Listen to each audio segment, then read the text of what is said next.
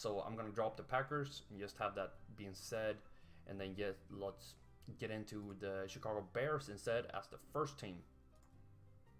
So the Bears are very interesting to me. I started playing a lot of Trubisky last year. Really interesting team for fantasy, especially with the number one receiver position that I have predicted right now for 120 carries, not carries, targets, my bad. So I'm very excited about that, and as you might have guessed, that's going to be Allen Robinson for that number one position. Make it like that so you can see 120 predicted targets, 75 for Taylor Gabriel, with the Jets stealing the receiver Bellamy. I think he went to the Jets. So Gabriel, who I'd like to comment, no hard feelings about that Twitter fight a few years back with him, that he's a gadget player. I'm not going to be drafting him. Once again, he just got bumped out of the fantasy snapshot bundle actually for Dante Pettis, who I love. Talked about that last week. But Taylor Gabriel got bumped out. We have Trey Burton again with 80 targets for him. That's very good for a position that lacks scarcity. I mean, that has scarcity. We don't really, especially with Gronk, the top is very top heavy, and then a group of guys who are a little bit, not so good, so to speak. I'll see. Hopefully the chat is on. So if you're on here and would like to comment or say anything, feel free to type in the chat, and I'll get to it right away. I will interrupt myself to answer any questions. Other than that, well, if we have people on, as I've said in the past that we do during the season, we will have a Q&A at the end of every live stream when we get more close to the season and we have more people actually on the live stream live. And not so much looking on a rerun of the episode. So there we go. We can also look at their total pass pools and rush pools. We see in blue down here we have 498 passes for the Chicago Bears and 427 carries for the entire team to share. So right now I have their number one running back for 140 carries and 40 targets. I have him as the number one back right now as Mike Davis, but you can see it's very close with Terry Cohen at 130 and 95 targets, so he actually has more touches, even though he's RB2.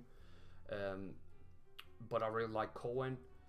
I noticed that it said Jordan Howard. It should say Mike Davis.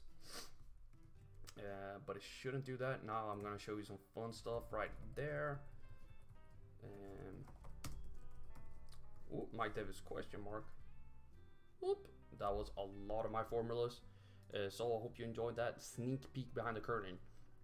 But the Bears, as I was saying, they have a lot of fantasy implication. I think that number one receiver with Allen Robinson is going to have a huge impact, much more than last year. We have Terry Cohen, who he's rising now in ADP, so I don't think I'm going to be able to draft him because he's going to be a little too expensive as it looks now. It's kind of been going steadily up or down depending on how you look at it, but he's becoming a little bit too expensive for my taste. I might actually see about Mike Davis and see how cheap you can get him, because if that's the guy they want, he could be a flex guy or somebody you get in on your DFS team from time to time. But that was the Chicago Bears, so that was the wrong button. There we go. We're back to the other screen, my bad. And then I am not on the clock in my draft that I'm on, so that's good. And we're gonna keep it rolling here. I took very long time to get through all the teams last week, so I wanted to keep a little faster paced.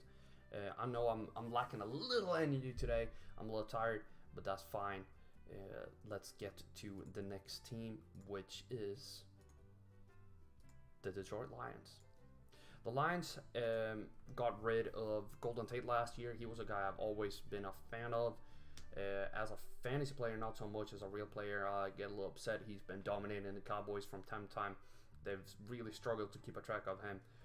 And Kenny Golladay has kind of taken that role now with those deep passes to the left that the Cowboys have struggled with. Even with Byron Jones covering that area, they've really struggled on the deep left passes. And the Cowboys is a team that the NFC North will meet a lot. So having a player who's really strong in that zone will be impactful, especially with Lions on that Thanksgiving game that they usually play. But I only have 150 predicted targets for the number 1 receiver, which now, of course, is Kenny Golladay. And I like him. I want to keep his ADP low. Marvin Jones, same there, but more a DFS flex type of player with only 82 predicted targets. I don't have a wide receiver 3 right now. Jesse James I put in as the number 1 tight end. Not really sure. Haven't been a huge fan of those tight ends from Pittsburgh. But I guess it's something for the Detroit offense. Stafford hasn't been the king of passing to the tight end, so I don't think he's going to have a major impact, especially with 52 predicted targets. Karen Johnson, they've talked about limiting him, which is interesting.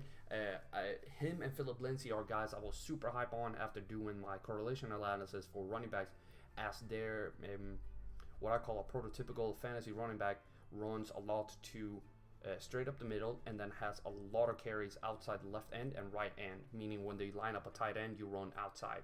That correlates a lot with fantasy points, so having high numbers in the middle where you set those runs up, run up the middle, but run 30% of your carries, and then you bounce maybe 12-15% to either side outside the ends.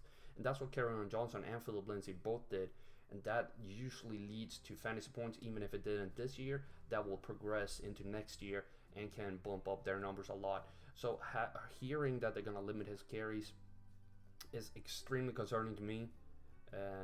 I will still pick him up because I think that they said that will drop his ADP and will give us a lot of value for him if we can get him a little cheaper than what we otherwise would have. So I'm still okay hype on him, just not in love like I was before. 189 predicted carries is not what the top guys have. They usually have above 200, 220, 230 projected, and then you have the outliers who just skyrocket all of a sudden with 350 touches, which is insane and will lead to wear and tear. But for a young guy you just got into the league, workhorse, you would have liked to seen 220 here at least for the predicted carries. 68 predicted targets is decent, so at least he can do something in the passing game. But I'm a little worried. I hope that ADP falls down. And decent workload. I can see him as RB2, high end. RB2 is probably his ceiling right now. But I really liked what I saw with the correlation analysis. Same with Golladay. He has some good stuff coming, good stats that will lead to fantasy points as we move forward in his career. So they have some talented guys on that offense, and I think they're going to have a lot to say in fantasy, even with Golden Tate being out. So let me just grab a mouth of water. Ooh, excuse me. And then we can look at the next team, who I said they've seen a lot of drama over the week, and we're going to focus on their numbers instead with the Green Bay Packers. This team is going to be a lot of empty roles because we don't really know. I was trying to figure out their tight end situation, but I really do think they're going to draft one and try to have a rookie tight end to lead that group. Other than that, of course, it's going to be Davante Adams, but we heard it again with the rumors that MVS and Sam Brown have been a little shunned by Rodgers, so I didn't want to put them in right away, but otherwise I would probably have MVS as wide receiver number 2 and Sam Brown as number 3 for 80 and 68 predicted targets. Not too much, but as the season move on, you might have to pick them up if they're doing really well, or if you run into some injuries that will impact your fantasy production. I enjoyed not streaming, but putting in MVS in DFS last year. He had some numbers going for him in a couple of games where his skill set really matched against the opponent, and it led to a lot of fantasy points in a game or two. So you can do that with those type of receivers, but Davante Adams is a sure bet on that offense. 134 predicted targets, which is amazing. I'm pressing the wrong button. If we go up here and see 177 predicted carries for Aaron Jones, hopefully he can play a full season. This might be a little higher than, but it's still gonna be on the lower side since the total rush pool is only 357 for the Packers, as they have Aaron Rodgers and he likes to pass the ball. So that's why you have 552 projected pass attempts, and why Devontae Adams only need 24% of the passes to get to 134, and like 14% of passes for 80 targets. And we can go back and see 15% was 82 here for Detroit, so 14 is 80. So it's pretty even. It's 10 more pass attempts for Rodgers than Stafford. That seems about right. They pass a lot in Detroit too, so that was a bad example. I probably should have brought up Chicago here instead. With 15 is 75, so 15 is 75, while 14 is almost 80 here for the Packers. So that's where you really see the difference. But of course, the Packers are going to have huge fantasy implication, especially on the quarterback position. Running back position, I think Aaron Jones will drop a little bit. I'm still pissed. I had to drop him to fill my wide receivers on my dynasty team last year. I was so pissed. I was hamstrung by a lot of injuries, and I'm like, oh, I gotta drop somebody to start and try to win. And that was before he really took off last year. So I'm a little upset that I don't have him on my dynasty team right now, but I do think he's going to be a healthy scratch in fantasy, maybe RB2. I don't think he can break into that top 10, top 12 of the top guys. They're so good right now. I just got CMC as my first overall pick in my mock draft with Nick Faber, who you can check out on Twitter at Nick Faber NFL. He does some really good content. You might want to check that out. He's doing a mock draft now with 11 other guys, so we're doing a 12. He's going to post everything about that. It's going to be really interesting. He has a good group of guys who's doing this mock draft. And one of them is me, of course, but also don't forget my good friend who I like to retweet in Sakti. I can't pronounce his name, but you can his last name, but you can look into him at FFDynasty _ZTP. Sakti Patra. I really don't know how to pronounce his last name. I hope he's fine if he watches this. But check out their content and check out that mock draft. I think it's going to be really interesting to see. It's been leaning heavily towards running backs in the first round, which is understandable this year. Wrong button again, but we're back to the front screen when we get into the last team of today, which of course is the Minnesota Vikings. And again, a team that will have huge implications for fantasy football. 133 predicted targets for their number one receiver, who I'm pretty sure y'all guessed is Adam Thielen. 112 for Stephon Diggs. 84 for Kyle Rudolph. I really like that. I think he is a little forgotten this year. Haven't heard anybody really talk about him. And I do think 84 targets will lead to a lot of fantasy points. So be sure to keep an eye on him. Dalvin Cook, people are sleeping a little bit on him. 220 predicted carries, 53 predicted targets. No RB2 at this moment. If he can stay healthy, they don't have Latavius Murray taking too much from him. So I really like what's going on there. And his rushing patterns are really interesting as well. So when we get to the fantasy snapshot bundle, be sure to check out his video. That's going to be a good one. I'm really looking forward to drafting a lot of these guys. I think they're going to step it up a little bit more than the last year. They got to know Cousins a little bit more. And that offense really should be better with Cousins than it was with Keenum.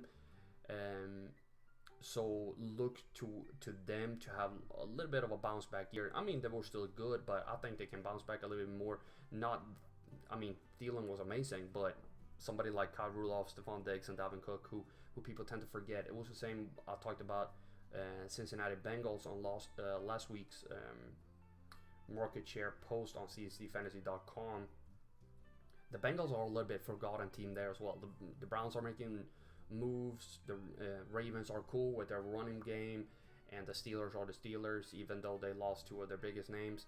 So people tend to forget the Bengals. So you can probably get those guys a little cheaper. It's the same. You look. There's a lot of shine with the Bears right now. The Packers are always the Packers. Detroit is a little forgotten. Minnesota is a little forgotten. So those are the type of guys that you can pick up a little cheaper when people tend to forget them, especially in leagues where you're not drafting with guys or girls who spend 10, 12 hours a week researching. If you're doing it with friends and family, that's when you really should try to look into the players who are on teams that are not in the spotlight at that moment, because those tend to be forgotten. I like to pick those up. Other than that, there's not really any sneaky RB2 names coming up for the Vikings right now. But you can see whoever they get in is going to get a good chunk of carries, 138, 23 targets. If this is going to change, if they get somebody else who's a little bit better pass catching than Latavius Murray, who went to the New Orleans Saints. But this division as a whole has a lot they will have a lot of impact on fantasy production. And if you can be right in picking the right guy from NFC North, you're gonna do really well. And if you pick the wrong guy, like last year, if you bet your money on Dalvin Cook and Cameron Johnson last year, you might have been really struggling there for a little bit with Cook being out and then Johnson being out later on in the year. But if you put your money in Adam Thielen and Devontae Adams, you were golden. So that's it for today with the market share. I just want to talk a little bit about the market share one more time. I know some people don't see the value in this, but I start my projections every time with the market share series. I need to figure out how many targets a guy is going to get, how many targets they usually have for him, and pass attempts on that team before we can really dig into the projections that we're going to start doing in a week or two on csdfantasy.com when we have the ranking series. We have the floors is coming up with the quarterbacks there in 2 weeks, and that's really CSD Fantasy's core ranking system when we have the floor and ceiling rankings so we can really figure out what's the least amount of points we can expect from a player on a given week and the most amount of points we can expect from it on a given week, with roughly 16% margin of error to each side of that. So I'm really looking forward to that. And then we have the team score projection videos. Those are really going to dig deep into a team like the Vikings.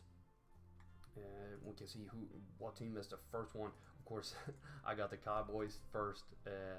That's going to be second week in May, the Cowboys. And then we have the Vikings and Rams coming up after that.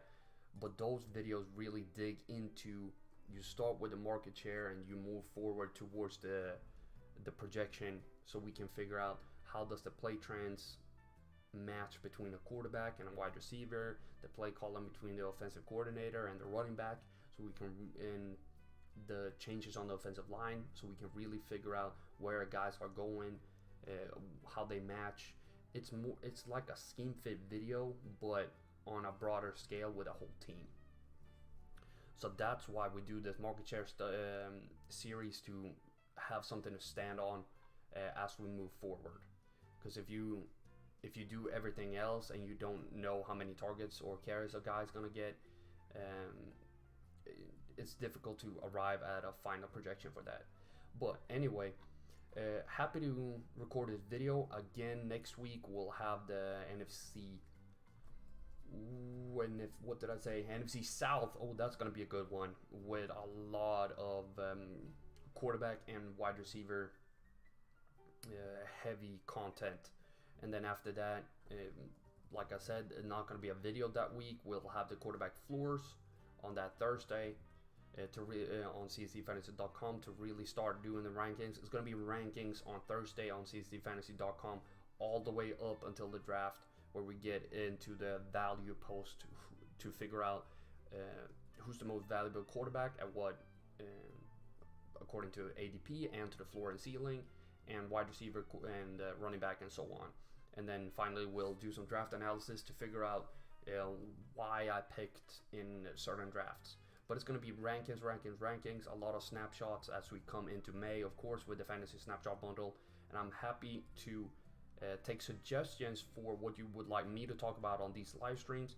And as we get closer, I really hope we can have more people join in on these. They're going to continue to be on Monday from now on. So be sure to join in if you have time. We can talk some more. We can have some Q&A.